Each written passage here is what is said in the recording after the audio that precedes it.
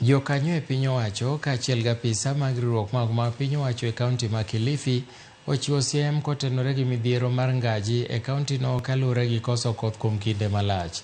Midhiero ma kama oweyo jodak mathoth gi nok mar chiemo ka koro jokanyogo ogolo siem ni ponono na achiedh nade ma kamano ok oked godo e kuonde ma kamago to biro yudo midhiero mokalo e kinde mabiro.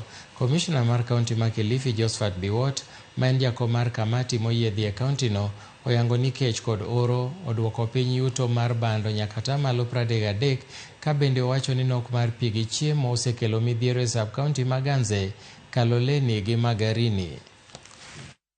Short rains ile ilipita tumekuwa na below average na production yetu ilikuwa chini sana, hata hatukufikisha kwa mfano mambo ya mahindi, it was less than 33% ile harvest walipata. So tumekaa na tukaangalia kwa umakini upande wa maji.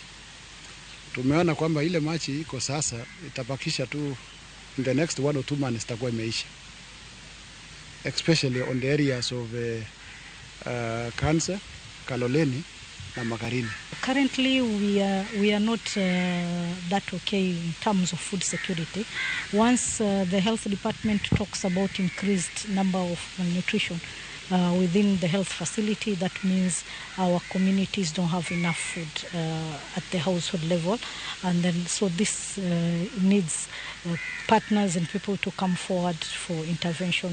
Kwa hivyo kwa mtazamo na baada ya kufanya hizi assessment mara kwa mara, tunaona kwamba ipo haja kama kaunti na washirika tulio nao sasa kujaribu kuingia katika unyunyiziaji wa maji, what we call irrigated agriculture, kuweza kutatua hili tatizo on the long term approach.